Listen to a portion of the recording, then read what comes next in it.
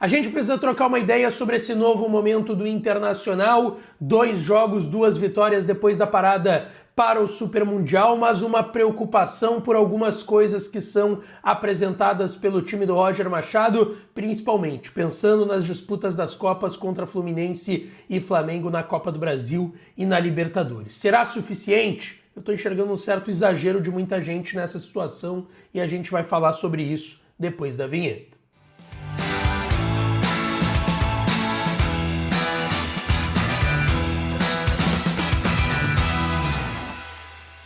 Fala, minha rapaziada, sejam bem-vindos a mais um vídeo aqui no canal. Antes, não te esquece, deixa teu like, te inscreve, ativa o sininho das notificações para tu não perder nada por aqui. E é claro que esse conteúdo e todos os outros têm o apoio e a parceria de KTO, kto.bet.br, a melhor casa de apostas esportivas do Brasil, é a minha e pode ser a sua também. Se tu não tem registro ainda, vai no primeiro comentário fixado que tem o meu link na KTO, entra nele e faz o teu registro para dar uma brincada. Bom, gente, vamos lá. 2 jogos desde que terminou o Super Mundial, 2 vitórias contra o Vitória da Bahia no outro final de semana, no último domingo contra o Ceará, no estádio Beira-Rio ontem. E tem algumas coisas pra gente falar aqui, principalmente sobre rendimento, sobre expectativa, sobre cobranças por parte do torcedor do Internacional e até um certo exagero de algumas coisas que eu tô ouvindo e que eu tô acompanhando por aí, tá? Primeiro, o Inter não fez um bom jogo contra o Vitória. O Inter foi mais do mesmo contra o Vitória, naquele jogo que o Inter acabou vencendo por 1-0 com um golaço do Tabata nos acréscimos. Era um jogo para 0-0, o jogo do Inter não foi bom. O Inter foi muito semelhante ao que estava sendo antes da parada para o Super Mundial, principalmente quando jogava em casa contra equipes que se fecham, que colocam lá 2 linhas de 4, todo mundo atrás da linha da bola. O Inter teve dificuldades para criar grandes chances contra o Vitória da Bahia no seu estádio, teve 15, quase 20 dias para trabalhar, para melhorar algumas questões, e eu não estou nem cobrando parte física, que é óbvio que faz se sentir ritmo de jogo, mas ainda assim poderia ter apresentado mais contra um Vitória que não é uma grande equipe, que é uma equipe muito frágil, que está muito abaixo do Internacional, e ontem contra um Ceará, que é uma equipe bem organizada pelo Léo Condé, que vem fazendo um bom trabalho no Ceará. O Ceará é melhor do que o Vitória. Eu vi algumas evoluções dentro do time do Internacional, principalmente no setor ofensivo, que é o que preocupa quando tu joga com uma equipe dentro de casa que vai se propor a defender. O Inter não teve muitas alternativas, não tinha melhorado contra o Vitória, mas contra o Ceará eu vi evoluções, tanto que para mim o primeiro tempo, eu falei nos meus espaços,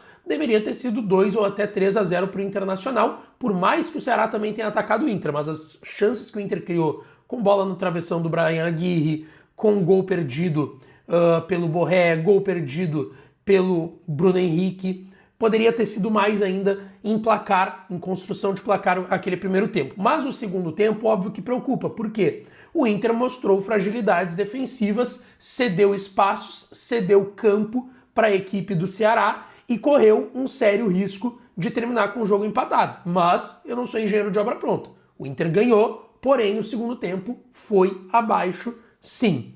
Mas eu acho que a gente está pegando muito o copo meio vazio de olhar só o segundo tempo e não está destacando, e eu vi muita gente fazendo isso, seja em setores da imprensa ou por parte da torcida do Inter, destacando mais o segundo tempo, que foi ruim do Inter, do que o primeiro tempo, que foi muito bom. Não está se pegando o recorte também do primeiro tempo, que foi muito bom do Inter. Só do segundo tempo que o Inter demonstrou fragilidades e correu o risco de acabar cedendo um empate para o Ceará, que, repito, é uma equipe bem organizada, é uma equipe chata, é uma equipe que joga bola, apesar de não ser um grande time, é uma equipe que joga bola e que, como eu disse, é bem organizada pelo Léo Condé. Então eu acho que aí tem um primeiro exagero, tá? De entender que, cara, sim, o Inter demonstrou fragilidades e foi mal no segundo tempo, mas o primeiro tempo foi muito bom da equipe do Roger. Agora, para as Copas, que é o grande objetivo do Inter, Fluminense e Flamengo, tu jogar melhor, sempre parto dessa ideia, tu jogar um bom futebol vai te deixar mais perto de fazer gols e mais perto, consequentemente, de vencer uma partida.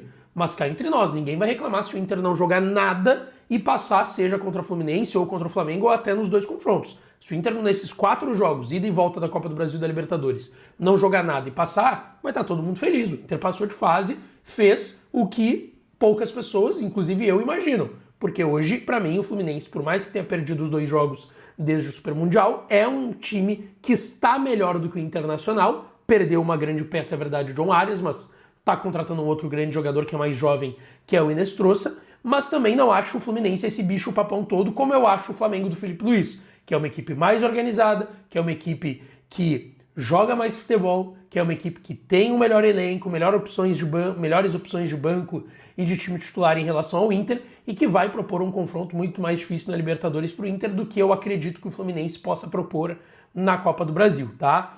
Então, assim, de fato, o Inter vai ter que jogar mais bola, tem 2 jogos do Campeonato Brasileiro, contra Santos na quarta e Vasco no final de semana em casa. São equipes bem fracas, para mim, das piores da Série A do Campeonato Brasileiro. O Santos tem um baita jogador, que é o melhor jogador da nossa geração, que é o Neymar, mas ainda assim é um Neymar que está voltando a fazer 90 minutos agora, não vai conseguir carregar esse time que é muito fraco, como eu disse, do Santos, sozinho.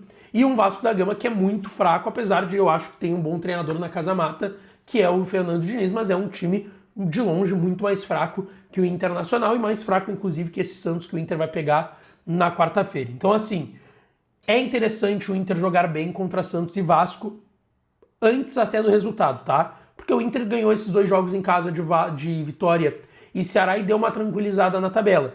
Então eu acho que agora dá para focar mais no rendimento desses 2 jogos para chegar mais otimista e para chegar mais encorpado o time do Inter para esses confrontos contra o Fluminense, que já é o jogo de ida daqui 9 dias, né? Uma semana e pouquinho, uma semana e 2 dias, dia 30 de julho, no Beira-Rio, o jogo de ida contra o Fluminense, e vai ter que fazer resultado. Mas eu acho que tá havendo um exagero em relação ao jogo de ontem contra o Ceará, porque sim, teve evoluções, tiveram mudanças importantes por parte do Roger Machado. A gente tem que saudar o retorno do Bernabé, que eu acho que defensivamente é um cara que eu cobro muito e que fez uma boa atuação defensiva.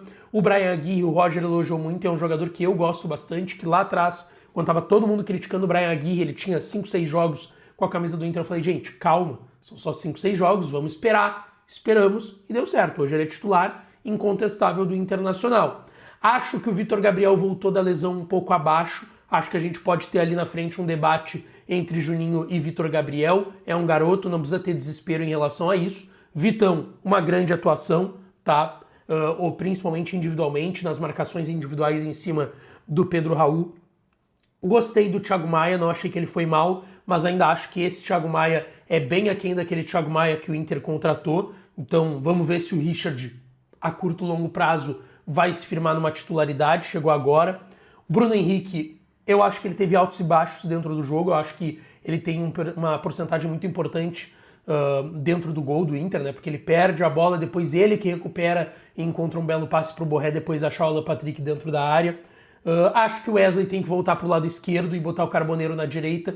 O Carboneiro não tá bem desde que voltou nesses 2 jogos na esquerda, e o Wesley na direita não é onde ele se sente mais confortável, e ele também não tem feito grandes jogos jogando por essa beirada direita. O Alan Patrick ontem voltou a ser o Alan Patrick que todo mundo se impressiona, fazia um tempo já que ele não fazia um jogo desse nível, e ontem para mim foi disparado o melhor em campo. E o Borré é um cara, que joga pro time, sabe? Mesmo que ele não faça gols, ele é importante. Ontem com assistência, saindo da área, fazendo pivô, criando grandes chances. Mesmo quando ele não faz a grande chance de finalizar, ele cria grandes chances. Então, assim, o Inter tem bons jogadores, tem uma certa evolução ou melhora daquilo que estava fazendo antes, que era muito abaixo e muito ruim, naquele nível que a gente espera do Roger e do time do Internacional, com a qualidade que tem, principalmente entre os 11 iniciais.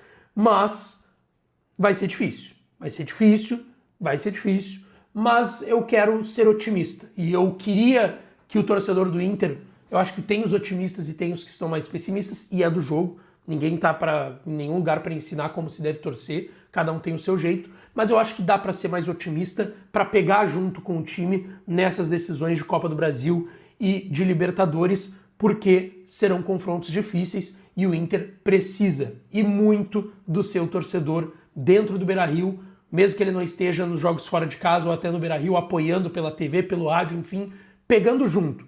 Chegou a hora do torcedor do Inter pegar junto, porque esse agora é o momento mais importante da temporada do Inter. E o torcedor do Inter tem que estar conectado, tem que buscar essa sinergia com a equipe, mesmo que tu não goste do jogador B, C, D, A, X, Y, mesmo que tu acha que o trabalho já ruiu e não vai mais dar certo, mesmo que tu ache que o time não tá jogando bem, chegou o momento de pegar junto. É o momento mais importante da temporada do Inter e eu tô tentando pegar um pouco do copo meio cheio. Espero que também o pessoal do outro lado consiga, busque, tente pelo menos pegar esse copo meio cheio para esse momento, tá? Deixa tua opinião aqui nos comentários e não esquece de deixar o teu like, te inscrever e ativar o sininho das notificações. Um beijo e à noite eu volto com mais vídeo aqui trazendo as principais informações do dia do Inter.